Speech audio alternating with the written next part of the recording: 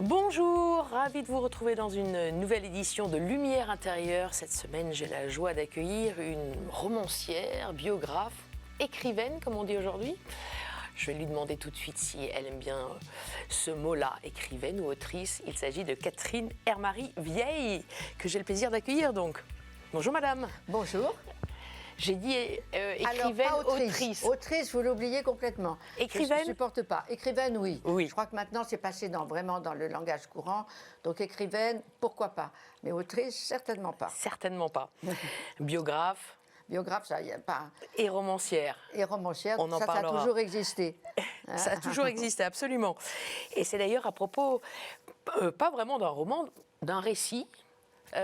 Qui est entre le roman et le récit. Donc, pour votre dernière parution, il s'agit d'un monde au-delà des hommes, aux éditions Albin Michel, qui raconte l'aventure de deux aventuriers des glaces, deux expéditions concurrentes et rivales. C'est d'ailleurs le bandeau rouge qui l'indique. Cette concurrence entre Raoul Amundsen, le Norvégien qui a conquis le pôle Sud, et le Britannique Robert Scott, Scott, comme un Écossais. Oui, Scott, qui a malheureusement, avec tout son équipage, perdu la vie au pôle Sud. Donc, c'est une épopée à travers les glaces. Pourquoi est-ce que vous avez choisi cette aventure-là, vous qui étiez plutôt coutumière, on en parlera, des pays chauds, de l'Orient ? Pour justement m'engager sur une autre voie, pour suivre aussi des êtres hors du commun, suivre des héros.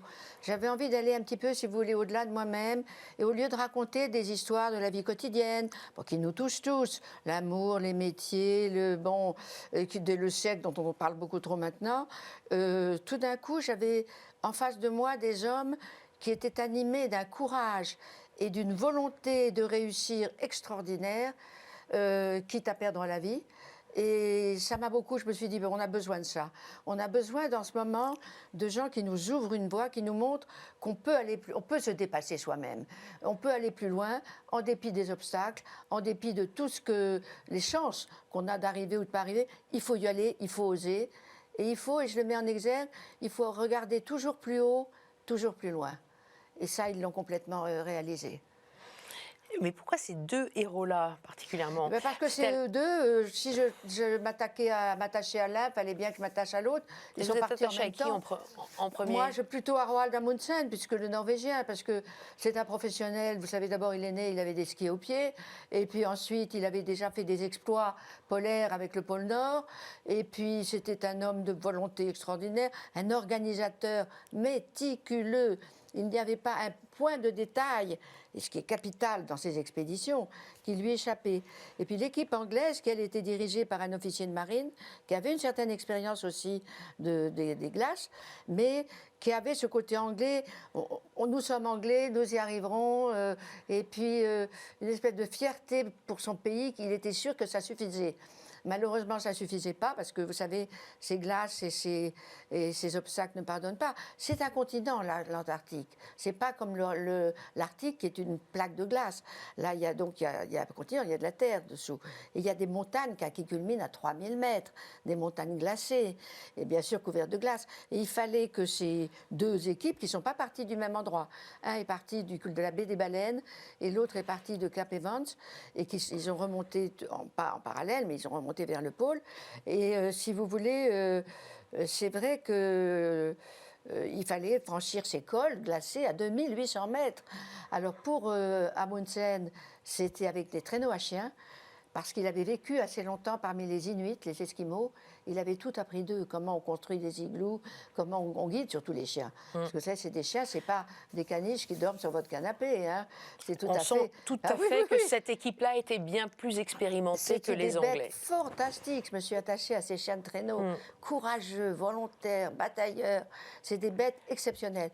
Donc eux, dont le colonel. Pardon ? Le colonel. Oui, le colonel. Oui, le colonel. Et puis ils avaient tous des noms. Ils avaient tous des noms. Je les cite. Et malheureusement, beaucoup partiront, peu rentreront, Ouais. parce qu'il leur a fallu, et c'était décidé, on dit c'est inhumain, mais il fallait en tuer certains en cours de route pour nourrir les autres Nourrir chiens aussi et les autres nourrir chiens. les hommes. Et en fait, on dit c'est atroce, c'est abominable. Mais s'ils ne l'avaient pas fait, tout le monde mourrait. Donc ça, c'était l'équipe Amundsen. ça, c'est Et en l'équipe face, Amundsen. il y avait donc l'équipe Scott. Scott qui avait choisi des poneys de Des poneys. Mandchourie. Alors les Qui pauvres poneys, n'ont- sont tous morts aussi. Très vite, Et là, beaucoup tous. plus vite. Et ils se sont cassés les pattes, et se sont fait certains dévorer par les orques. Enfin, ça a été un échec total. Et du coup, ces chers Anglais, qui sont très courageux, se sont attelés eux-mêmes aux traîneaux et ont tiré les traîneaux sur 1300 km aller. Ouais, Et 1300 racontez bien. Le retour n'a pas été aussi long parce que malheureusement, ils sont tous morts au cours du voyage de retour. Dans votre récit, on lit une tendresse particulière, même si vous parlez très bien d'Amundsen, pour l'équipage Scott quand même.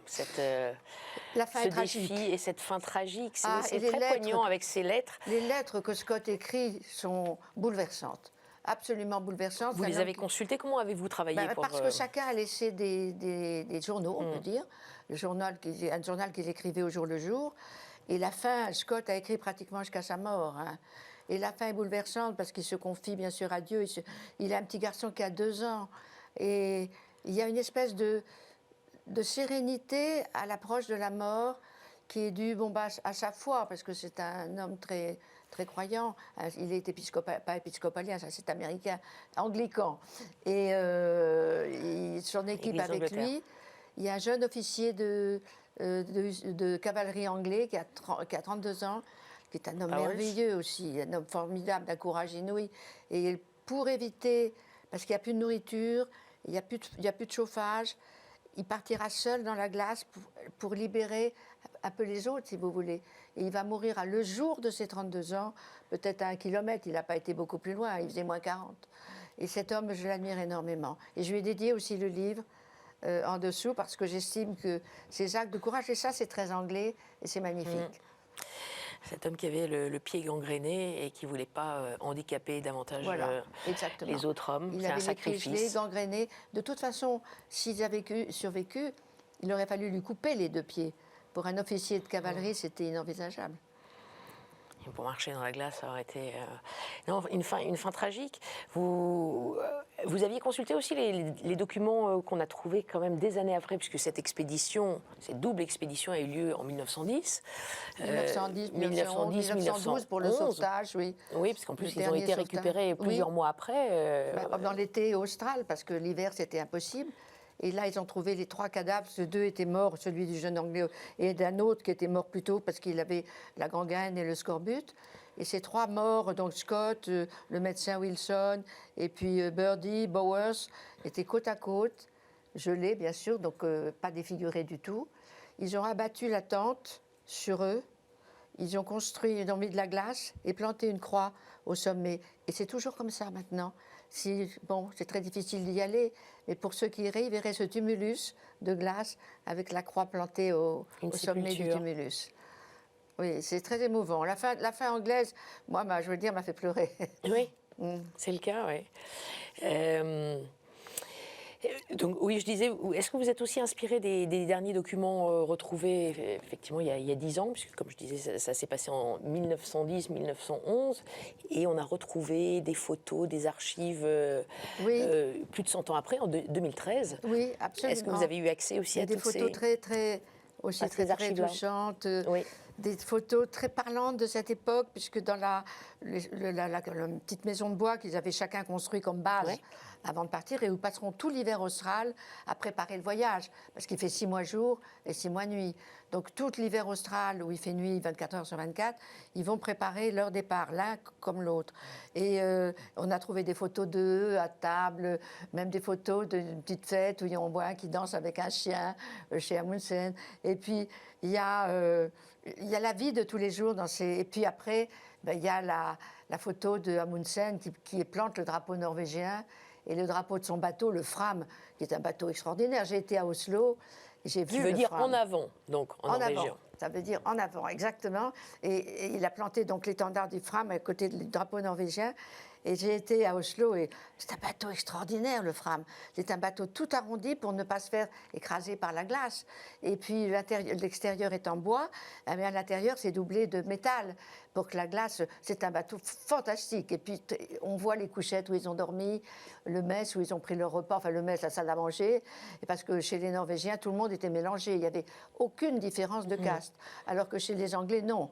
Les Anglais officiers ne prenaient pas leur repas avec les Anglais ordinaires. Ça, c'est très anglais, où les Anglais tiennent beaucoup à leur différence sociale. La hiérarchie, oui. Oui. Ce qui n'est pas le cas chez les Norvégiens. Dans l'équipe norvégienne, il y avait aussi un grand skieur. Un grand skieur. Oui, dans l'équipe norvégienne, ils ont pratiquement, à l'époque, un champion du monde de ski qui avait skié à Chamonix, qui allait. Alors, ce qui était très utile, c'est que, par exemple, quand ils sont arrivés au pied de cette énorme montagne, culminant à 3000 mètres, lui est parti sur ses skis à toute vitesse pour trouver un col, pour trouver un passage. Et il l'a trouvé. Mais donc, tout le monde l'a suivi, mais les Anglais ne pouvaient pas faire ça. Donc vous nous racontez comment. Donc vous êtes allé à Oslo, vous êtes allé aussi enquêter, parce que vous avez été journaliste, hein, on sent la journaliste qui enquête. Oui, je vais au Liban, donc c'était pas tout à fait les mêmes conditions. Non. Mais j'adorais, moi c'est aller par un moyen de transport quelconque jusqu'à la baie des Baleines, par exemple, au rivage. Et puis ensuite, traîneau, malheureusement, j'en serais incapable, mais peut-être en hélicoptère, et voir cette tente et cette croix sur la tente, ça doit être extrêmement émouvant, parce qu'on sait qu'ils sont là, ces trois héros anglais. Et puis alors à l'entrée, à Cap Evans, là où ils avaient leur bungalow, on a construit, alors là, on a élevé plutôt un mont beaucoup plus important. Et ça, il est à la mémoire de tous, pour glorifier ce courage qu'ils ont tous eu. Et on a de nouveau planté une croix. Si bien que du rivage, on voit cette grande croix dressée vers le ciel. Et ça, c'est le souvenir de ces deux expéditions. Et ça, vous y êtes allé ? Ah, non, je rêverais d'y aller. Vous auriez aimé. Je rêverais. Est-ce que vous en êtes approché un petit peu ? Non, j'ai jamais été plus loin que l'Afrique du Sud, mais c'est encore très loin. Mais j'aimerais, mais vous savez, c'est toute une expédition. C'est terrible. Je n'ai pu me contenter que d'Oslo. Et j'aimerais beaucoup voir la gentilhommière de Laurence Haute, celui justement qui a quitté la tente pour aller mourir seul.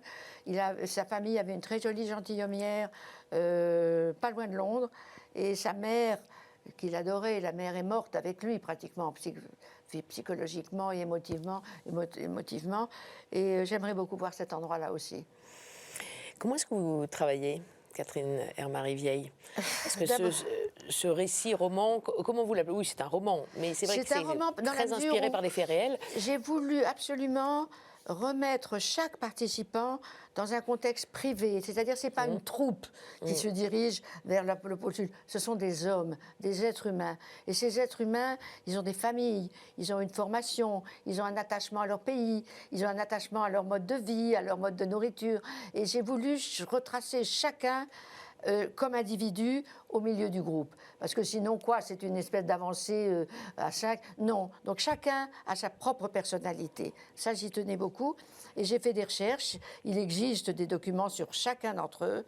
Le moins de documents, c'est sur un Gallois qui était dans l'équipe anglaise, qui était à Colosse, celui qui est mort le premier, parce qu'il s'est fait une très grave blessure à la main en réparant un traîneau. Et les blessures ne cicatrisent pas par le froid. Donc la cicatrice s'est gangrénée, a gagné le bras, et puis après, il s'est laissé tomber dans la neige et il est mort. Mais il voulait ouvrir un pub, c'était son rêve, au Pays de Galles, dont il était originaire. Il en parlait aux autres, le jour où il aurait son pub. Et puis voilà, il est sous la glace. On est loin de votre premier roman, Le Grand Vizir de la Nuit, qui vous avait valu le prix Féminin en 1981. Loin de ces contrées des 1001 nuits. Oui, on en est très loin. Mais justement, je trouve que être écrivain, c'est être libre. Être écrivain, c'est s'évader. Être écrivain, c'est, on remplit son devoir de vie quotidienne. Moi, j'ai un mari, des enfants, des petits-enfants. Mais c'est autre chose. C'est vraiment une liberté totale. C'est comme être un oiseau et s'envoler. Et ça, c'est merveilleux. Et ça, je ne pourrais pas m'en passer. Vous aviez l'impression de parcourir ces paysages glacés avec eux.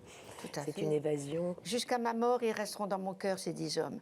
Ils ont été tellement héroïques. Et même les chiens, je les ai tellement aimés qu'ils restent dans mon cœur aussi. Et si vous voulez, je sais qu'ils me hantent quelque part. Parce qu'ils ont réussi vraiment peut-être comme les grands saints qui acceptaient d'être brûlés à petit feu pour leur foi. Eux, ils ont réussi à accepter toutes les souffrances pour arriver à leur but. Tous ces hommes-là, tous vos personnages d'ailleurs, parce que vous avez aussi écrit sur le XVIIe siècle. Oui, tous les siècles, après que même j'ai recréé, d'après des archives, la légende de Tristan et Iseux, qui se passe en l'an 1000. J'ai pas Et été tous vos au-delà. personnages vous accompagnent, Oui. ou particulièrement les derniers. Certains plus que d'autres. Certains plus que d'autres. Certains plus que d'autres. Donc oui. ceux-ci Ceux-ci, davantage peut-être parce que c'est les peut-être. derniers. Vous savez, c'est le petit dernier. Oui. Et les petits derniers, on les accueille, on les garde un peu plus accueille, on longtemps. s'en occupe, mais ils sont tellement exceptionnels que vraiment, on ne peut pas les oublier. Deux hommes incroyables, un monde au-delà des hommes, donc une épopée dans l'Antarctique avec Roald Amundsen et Robert Scott, la fabuleuse épopée de deux expéditions rivales, Oui. Terra Nova et l'expédition du De la Fram. baie des Baleines, puisqu'ils avaient ancré le Fram à la baie des Baleines. Je vous propose de passer à la deuxième partie de cette émission. C'est la partie où je m'éclipse et je vais vous proposer 4 mots. À vous de me les commenter. Et je de les réponds à éclairer. qui si vous n'êtes plus là? Il y aura un écran à la Ah bon? place. Voilà, vous Pas inquiétez la pas. pression de parler dans le vide. Non, non, non, vous m'entendrez et vous verrez des mots. À tout de suite. À tout de suite, merci.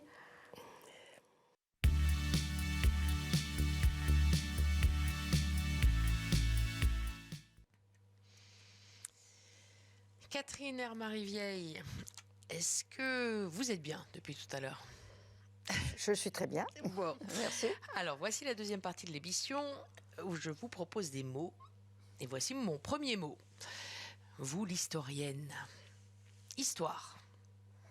Histoire, ce mot pour moi a 2 significations. L'histoire universelle, nos racines, nos ancêtres, là d'où on vient, nos origines, et puis notre histoire personnelle.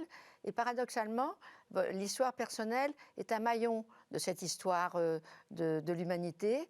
Et donc l'histoire, pour moi, c'est de faire partie d'une histoire et de ne pas être quelqu'un d'isolé. Je ne suis pas seule sur cette terre, j'ai des ancêtres et j'ai des gens peut-être qui me survivront, j'espère. Et donc l'histoire, c'est un tout. C'est le passé, c'est le présent et c'est l'avenir. Il y a la petite et la grande histoire, comme vous le dites très bien. Et raconter des histoires, ce que vous faites très bien.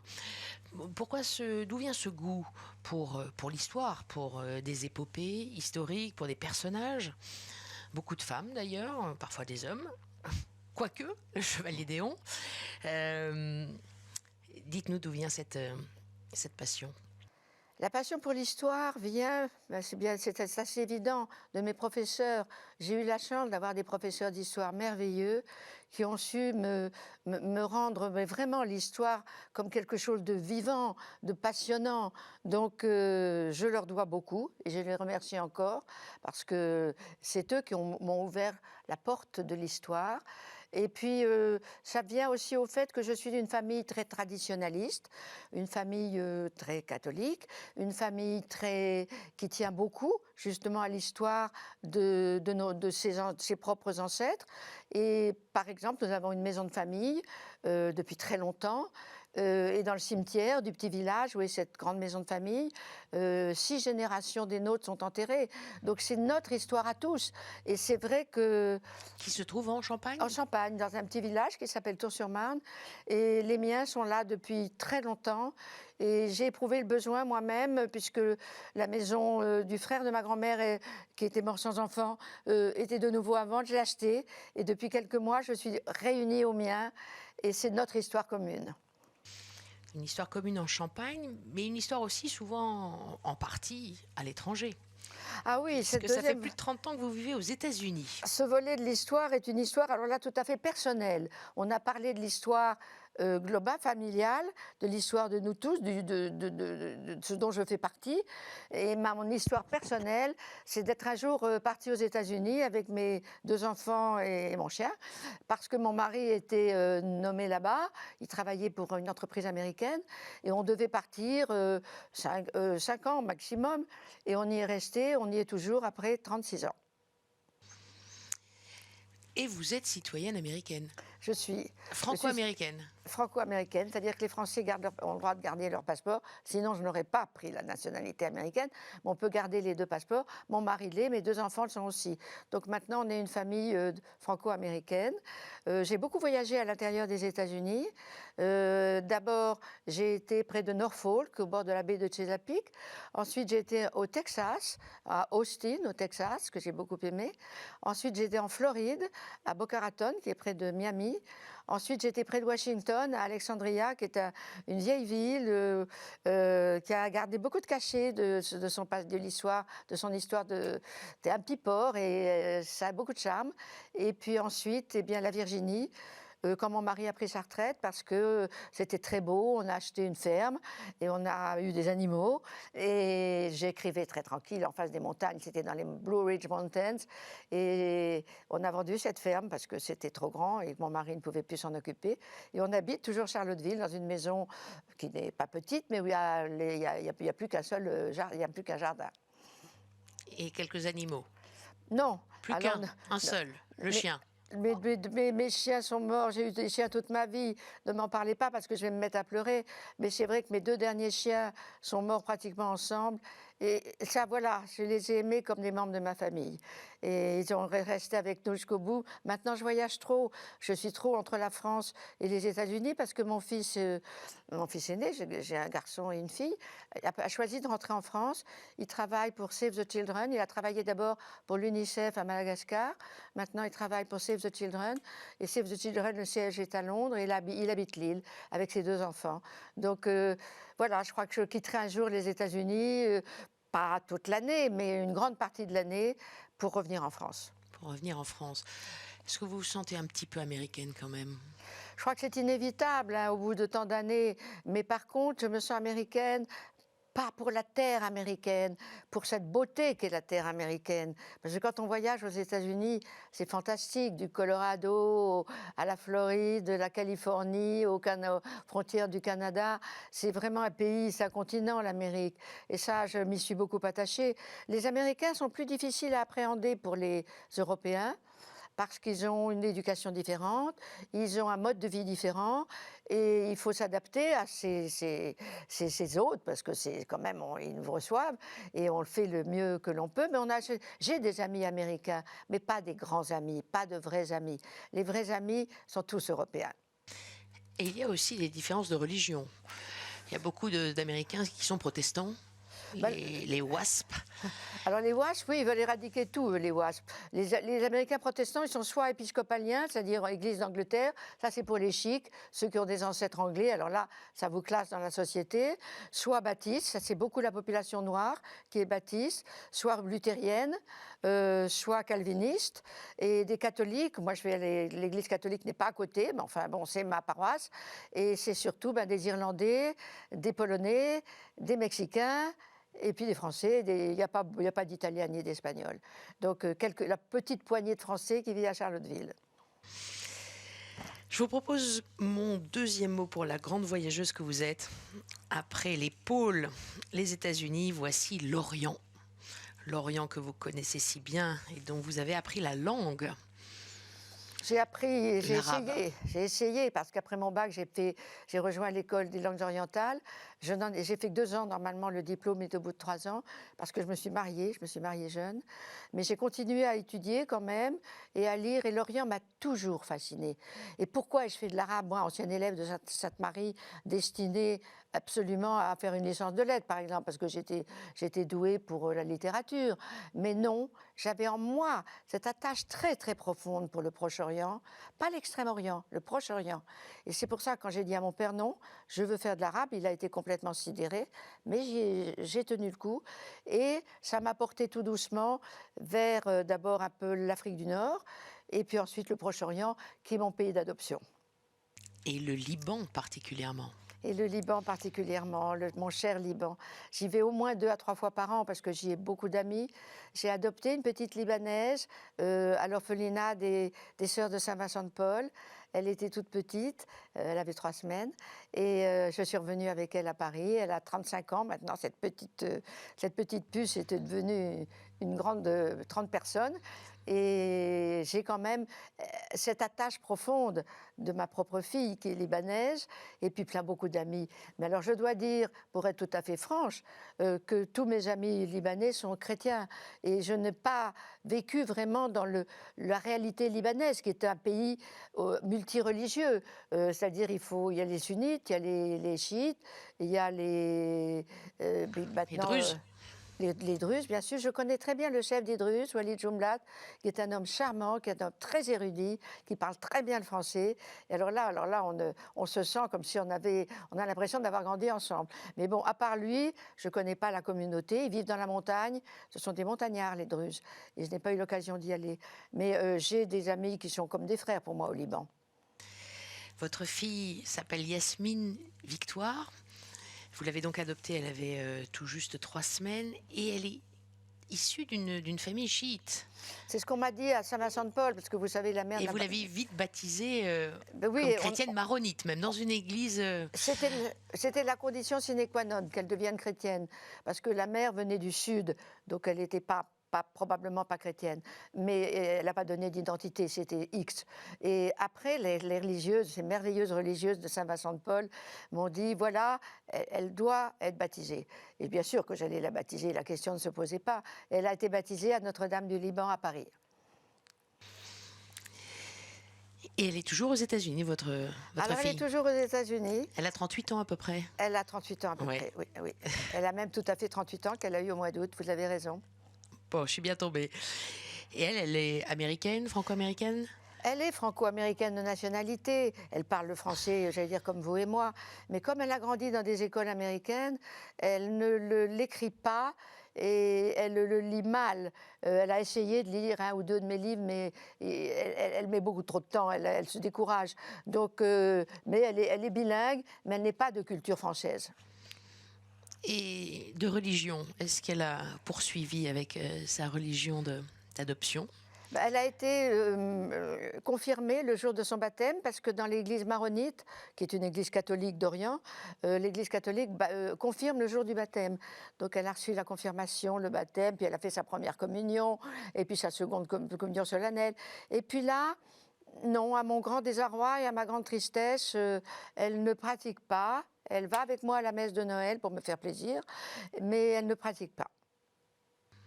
Contrairement à vous? Contrairement à moi, vous savez, bon, mais je ne force et n'oblige personne, chacun a sa conscience, chacun a sa sensibilité. Il n'est pas dit qu'elle ne revienne pas un jour vers ses racines catholiques, mais moi je suis pratiquante, oui, je suis très croyante et pratiquante autant que possible, c'est-à-dire que si j'ai quelque chose qui vraiment m'empêche d'aller à la messe le dimanche, je ne crois pas comme ma grand-mère que je vais aller en enfer. J'ai dépassé ce stade-là, mais je tâche autant que possible d'assister à la messe, oui. Votre fille Yasmine, qui n'est jamais retournée au Liban non plus. Jamais. Elle ne veut pas en entendre parler. C'est curieux. Elle veut même pas que je lui parle de l'endroit où elle est née. Elle ne veut rien. Elle veut rien savoir. Elle dit, tu es ma maman, point final, je ne veux pas en savoir plus. Table rase du passé. Oui. Votre cœur est toujours au Liban. Je crois que vous avez écrit quelque part que vous aviez les larmes aux yeux en pensant aux chrétiens du Liban. Oui, j'ai écrit un livre sur le Liban qui s'appelle L'Infidèle. Je revenais justement d'adopter Yasmine et j'étais tout à fait bouleversée et j'avais besoin d'écrire sur ce pays que j'aime tant. Et c'est vrai que quand je pense aux chrétiens libanais qui ont eu ce courage de tenir, de constituer une communauté tellement soudée, tellement unie, avec bien sûr soutenue plus ou moins bien par l'Occident, plutôt moins que plus, hélas, parce que les églises catholiques, maronites, c'est la même chose, sont pleines. Il y a beaucoup d'orthodoxes aussi, car la religion orthodoxe est séparée, comme vous le savez sûrement, la branche orthodoxe s'est séparée tardivement, je crois que c'est vers l'an 1000, de la branche catholique. Donc on a quand même toute cette racine commune. Et les orthodoxes ont des offices merveilleux, puisque ils ont les vêtements sacerdotaux d'autrefois, Ils sont restés vraiment comme ils ont toujours été. Les chansons, les psaumes, les cantiques sont toujours a cappella. C'est-à-dire qu'il n'y a pas de musique, il n'y a pas d'harmonium, il n'y a pas d'orgue. Et c'est très beau. Les messes orthodoxes sont magnifiques. Et puis, il y a les chrétiens, les maronites, et c'est tout, je crois, maronites et orthodoxes. On passe au troisième mot, et c'est le mot communion. Communion. Communion, pour moi, le mot qui me vient immédiatement à l'esprit, parce que je vieillis, c'est la communion des saints, la communion des vivants et des morts. Et j'en suis tellement persuadée que, par exemple, mourir ne me fait absolument pas peur. Non pas que j'ai cette vieille idée qu'avaient nos ancêtres, qu'on allait retrouver Tota la Familia qui nous attend les bras ouverts. Pas du tout. Mais il y a un esprit qui souffle et qui nous unit. Et ça, je le ressens profondément. Donc la communion des saints, la communion ensuite avec les autres, parce que il ne faut absolument pas vivre replié non seulement sur soi-même, mais sur la conviction que l'on a raison, que tout ce que l'on pense est vrai. Et avec ce mouvement américain maintenant du wokisme, j'ai essayé de discuter avec un jeune étudiant d'une grande université américaine. La première chose qu'il m'a dit, non, je ne discute pas, parce que toi tu as tort et moi j'ai raison. Et ça, c'est quelque chose qui m'a beaucoup frappée, parce que la communion, c'est justement le partage. C'est partager ce qu'on pense être vrai, mais l'autre n'est pas obligé de l'accepter. Mais puis bien sûr la communion lors de la messe, qui est le partage de Jésus homme, qui a voulu rester sur la terre sous la forme de pain, qui est la nourriture des êtres humains, et de vin, qui est la boisson de beaucoup d'êtres humains. C'est sa part terrestre qui nous a laissés, et la part spirituelle, la part divine, c'est à nous d'aller vers elle. Très joliment dit pour l'Eucharistie. Vous communiez à chaque fois que vous allez à la messe? Oui, je communie à chaque fois que je vais à la messe. Et ma sœur a eu un AVC terrible, ma sœur qui est très proche de moi, on a 1 an d'écart, terrible. Et j'étais à la messe, c'était un dimanche, j'ai appris le matin, j'étais à la messe, et je tremblais tellement que j'ai laissé tomber l'hostie. Ah, j'étais dans un état de catastrophe totale. Le prêtre l'a ramassée tout à fait tranquillement et l'a prise. Voilà, donc ça s'est très bien passé. Mais oui, je communie, parce que la communion, ce serait comme si vous assistiez à un dîner, que vous acceptiez d'aller dîner chez des amis et que vous ne mangiez pas. C'est vraiment la communion de toute cette fraternité qui est là dans cette église, qui sont vos frères, qui sont vos sœurs, et qui sont tous ensemble et qui sont prêts à se secourir, même si on n'en est pas conscient les uns les autres. Et ces frères et ces sœurs, évidemment, communient ensemble, se nourrissent ensemble de la nourriture de Dieu. Vous aimez aller dans les églises? Oui, beaucoup. Beaucoup, même en semaine. Je vais vous dire quelque chose de très, peut-être extraordinaire, c'est que j'aime encore mieux aller dans les églises quand elles sont vides que le dimanche. Parce que le dimanche, nous, on a peu d'églises catholiques, il y a beaucoup de monde. Et donc, par contre, entrer dans une église en semaine, quand il n'y a personne, cette paix extraordinaire. Je ressens immédiatement un sentiment de paix. Et si j'ai un problème grave, émotionnel, ou un problème, un choix à faire, que j'ai du mal j'ai du mal à me décider pour une chose bonne, je vais dans une église. Et cette paix m'inspire toujours. Et dans notre petite église catholique à Charlottesville, où j'habite, il y a un énorme tableau derrière l'autel d'un Christ qui ouvre grand les bras. Et c'est pour moi, j'y pense beaucoup, parce qu'il a l'air de dire « Venez, venez entre mes bras. Je suis là, n'ayez pas peur. Venez, je vous serre contre moi. » Et c'est pour moi quelque chose d'essentiel. Vous portez aussi des images pieuses, je crois, sur vous. Il y en a une qui est juste à côté de vous. Oui, vous pouvez peut-être nous la oui. montrer? J'en ai plusieurs, mais celle qui ne me quitte pas, c'est celle-là. Je ne sais pas dans quel sens il faut la tourner pour que vous la voyiez à l'écran, peut-être là. C'est de notre cher pape Jean-Paul II. Et je lui demande souvent de prier pour nous, parce que Jean-Paul II, il a été une grande inspiration pour beaucoup de catholiques et une grande inspiration pour moi. Un grand voyageur aussi. Oui, je pense que c'est une star de l'évangélisation. Et puis j'ai un petit chapelet, des petites médailles bénites. Non, c'est des petites choses, mais je ne dis pas du tout que c'est par bigoterie. C'est parce que ça me donne bêtement peut-être bêtement, un sentiment de sécurité, un sentiment d'avoir des gens, des êtres qui comptent énormément pour moi, qui restent proches de moi, que je sois dans le métro, dans l'autobus, dans l'avion, dans la rue, ils restent proches de moi. J'ai besoin de leur présence. Et pas uniquement, et donc les images, ces images toutes simples, ces images qui pourraient paraître très naïves, et je pourrais, aux yeux de beaucoup, sembler, vous savez, une de ces bigotes qui se mettaient un crucifix toujours énorme au-dessus de leur lit. Moi, j'ai un crucifix au-dessus de mon lit, bien entendu, mais j'ai surtout pris en Orient le goût des icônes. Et j'ai beaucoup d'icônes chez moi aux États-Unis. Dans ma maison de champagne, au-dessus de mon lit, le mur est couvert d'icônes. Alors, il y en a des très belles anciennes, et puis il y en a des modernes. Et d'ailleurs, des icônes que je dirais pas peintes par une religieuse, parce qu'on ne peint pas une icône. Une icône est écrite. Une icône est une prière. Et j'en ai aussi là dans mon petit pied-à-terre parisien. Ces icônes, par leur simplicité, les mouvements, c'est l'inverse d'une représentation sophistiquée, mais elles me donnent aussi une grande paix. Je crois que je suis quelqu'un qui a besoin de paix. Est-ce que vous sentez la présence de ces figures sur les icônes, du pape Jean-Paul II, de la Sainte Vierge? Bien sûr que je sens leur présence. Oui, au quotidien. Au quotidien, mais bien sûr. Je vous disais au début, ma première communion, c'est la communion des saints.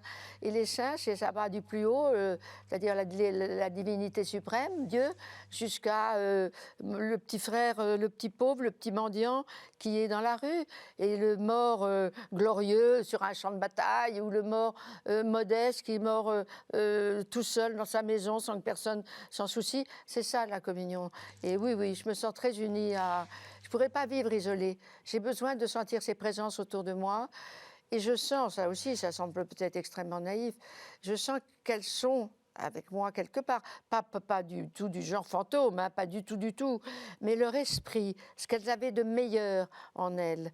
Et pour moi, vous voyez, comme Dieu est lumière, et que nous sommes tous des petites émanations de la grande lumière, donc nous sommes tous et tous des petites parcelles du divin. Et ça, j'ai très bien réalisé ce côté lumière de Dieu, pas un Dieu barbu assis sur un nuage, mais la lumière qui a tout précédé et qui suivra tout. Quand Jésus, par exemple, a été transfiguré, il est redevenu lumière. Et là, on a vu que son corps humain, en fait, c'était comme nous, des bras, des jambes, mais qu'il était en fait la pure lumière. Et quand il a ressuscité et qu'il est monté aux cieux, il est redevenu la pure lumière, Dieu. Il était quand il était homme, mais il avait accepté de s'humilier en devenant homme, de descendre en prenant un corps humain, c'est-à-dire en devenant une minuscule petite lumière, alors qu'il était la lumière éternelle. Belle transition pour le 4e et dernier mot.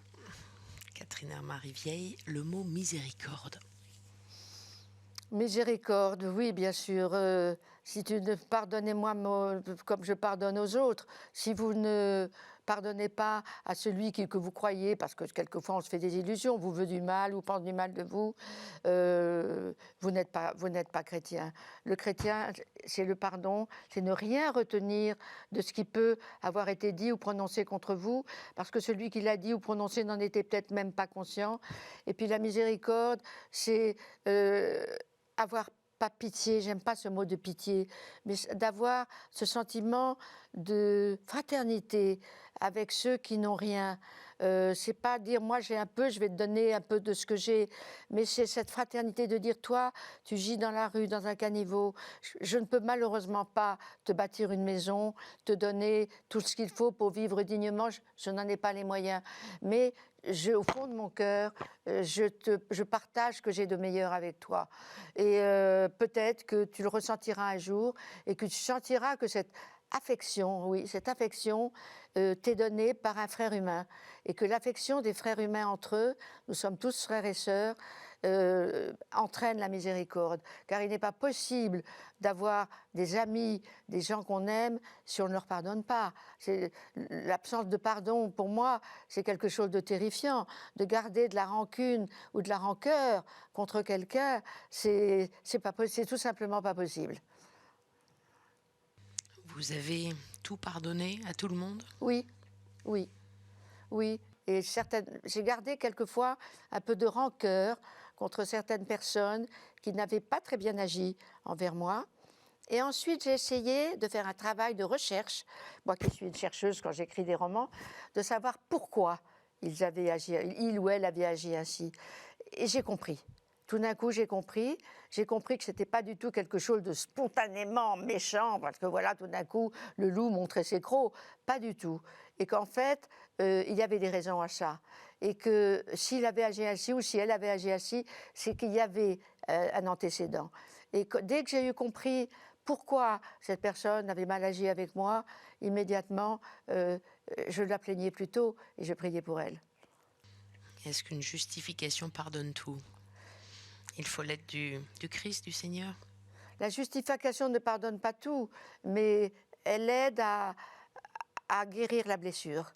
Elle aide à guérir sa blessure, et quand la blessure est guérie, peut-être que l'on souhaite que celui qui vous l'a infligé comprenne, lui aussi, fasse un travail sur lui-même, et comprenne pourquoi il vous l'a infligé, et comprenne surtout pourquoi ce qu'il a infligé, quelquefois involontairement, a fait tant de mal.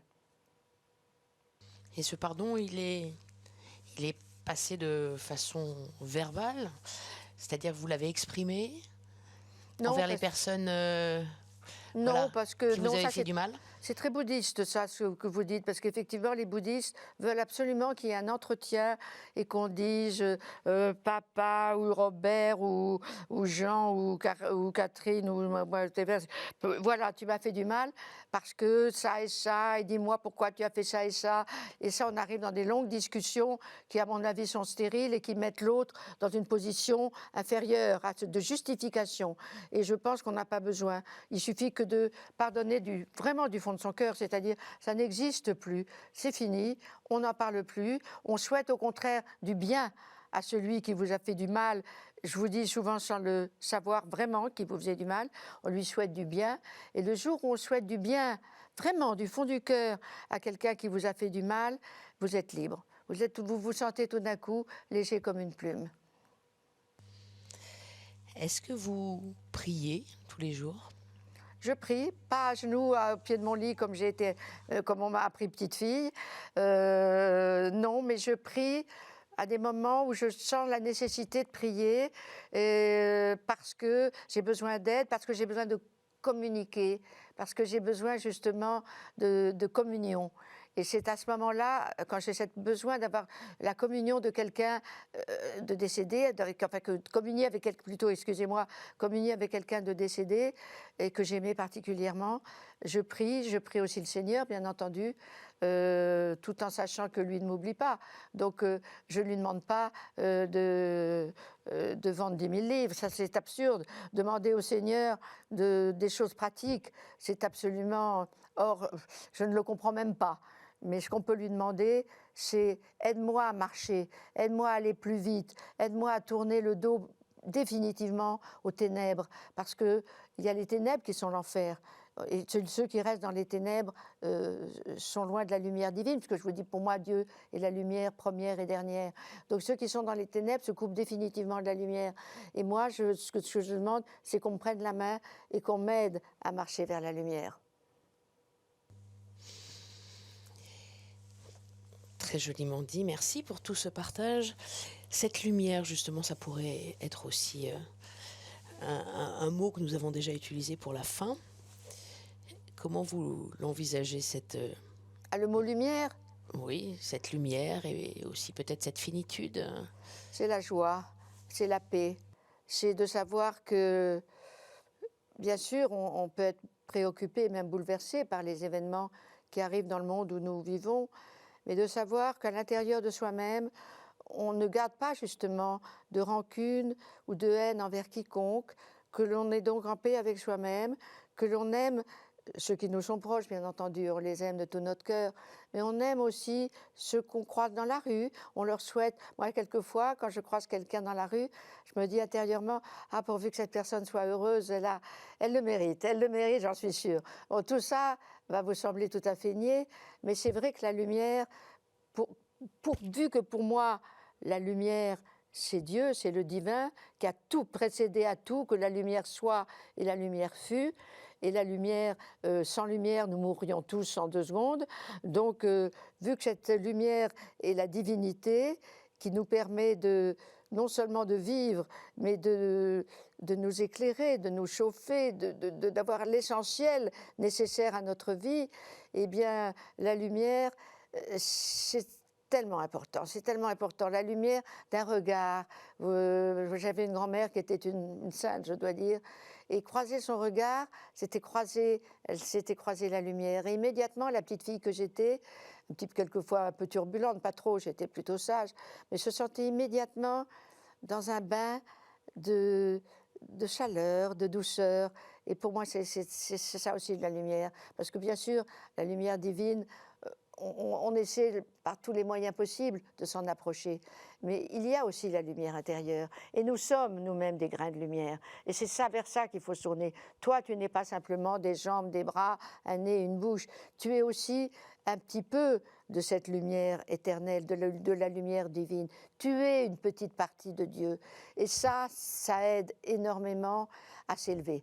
À dire, puisque je suis une petite partie de quelque chose d'indicible, d'incompréhensible, parce qu'on ne peut pas le dire ni le comprendre, mais j'en fais quand même, à ma modeste dimension, partie, aide justement à oublier la mesquinerie, la méchanceté, l'agressivité, tout ce qui fait qu'on redescend, et comme je vous disais tout à l'heure, qu'on refait quelques pas en arrière vers les ténèbres.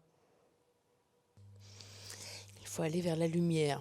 Oui, ça tombe absolument. bien, nous sommes D'ailleurs, dans la lumière intérieure. La lumière intérieure, et je suis la lumière et la vie, aller vers cette lumière, puisque Jésus est venu sur terre pour nous montrer le chemin. Donc il faut essayer de suivre ce chemin. Il nous l'a fort bien montré avant de lui de redevenir ce qu'il a toujours été, lumière. Il nous a quand même montré comment suivre ses pas et comment accéder nous aussi à la lumière. Cette lumière qui nous réunira à tous ceux qui ont gagné cette lumière, ceux qu'on a aimés, qui sont justement, qui ont atteint, qui ont rejoint la lumière. Merci beaucoup, Catherine. Je reviens vers vous pour la conclusion. À tout de suite. À tout de suite.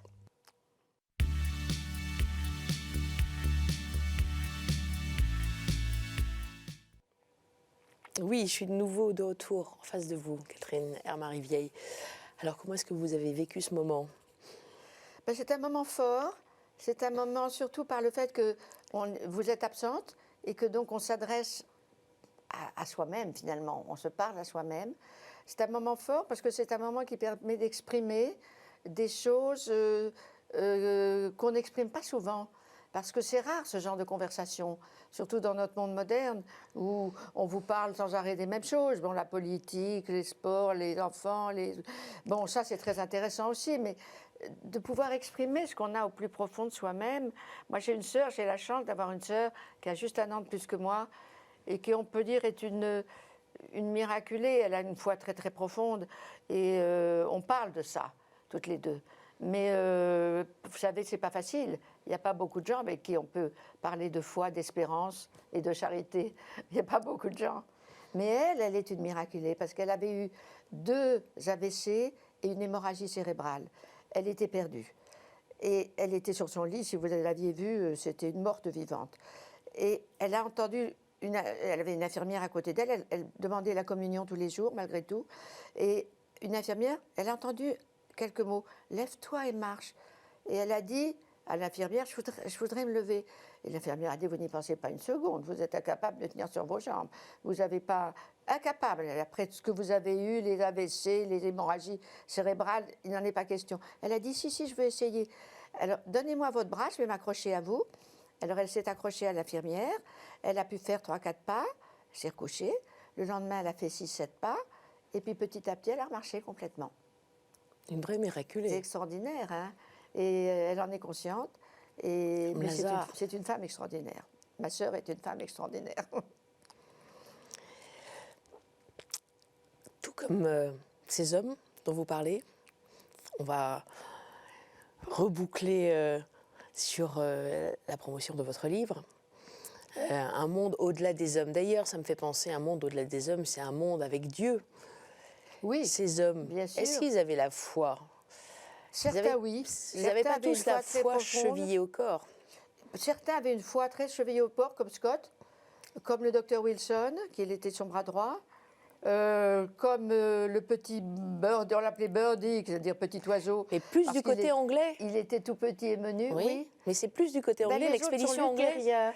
Donc c'est une foi Exactement. qui n'est pas émotionnelle du tout. Ils ont sûrement la foi, mais ce sont des foi entièrement à l'intérieur. On n'exprime pas sa foi. Ça ne se fait pas. Et donc les luthériens sont très durs. Vous avez les offices luthériens, ce n'est pas très joyeux. Eh bien, ils ont cette foi silencieuse, totalement silencieuse. Une foi silencieuse. Ils n'expriment pas. Et ce sont eux qui ont survécu. Oui. Ce sont eux qui ont survécu. Parce que bon, Mais l'expédition britannique a... On ne peut pas mêler, vous savez, Dieu à tout. Ces hommes ont voulu conquérir l'Antarctique. Bon, Dieu ne pouvait pas les prendre par sous les bras pour les amener à l'Antarctique. Ça, c'est des révisions naïves. C'est-à-dire c'était sur eux seuls et sur la préparation de leur expédition qu'ils pouvaient compter. S'ils avaient mal préparé leur expédition, ils n'y arriveraient pas. Et ça, où on voit qu'il ne faut pas non plus demander à Dieu des choses dans lesquelles il n'est pas du tout mêlé. Vous n'allez pas demander à Dieu. Et les bouddhistes, pour ça, j'y reviens, parce que j'ai lu beaucoup d'ouvrages bouddhistes, disent toujours, et j'y pense souvent, ceci est parce que cela est. C'est-à-dire parce que vous avez eu telle éducation, tel parent, que vous êtes qui vous êtes. La loi de cause à effet. Sinon, vous ne seriez pas ce que vous êtes. Oui. Donc, il y a une chaîne. Vous êtes vous parce que cela a été avant vous. En tout cas, un grand merci, Catherine Hermary-Vieille, pour toutes vos lumières, pour votre lumière intérieure. Dans Lumière intérieure, je rappelle le titre de votre ouvrage, Un monde au-delà des hommes, aux éditions Albert Michel. On se retrouve la semaine prochaine avec un nouvel invité. Si vous voulez revoir l'émission, rendez-vous sur ktotv.com. À la semaine prochaine. Merci beaucoup. Merci à vous. C'était un moment extraordinaire, un moment hors du temps. Merci. Merci, madame.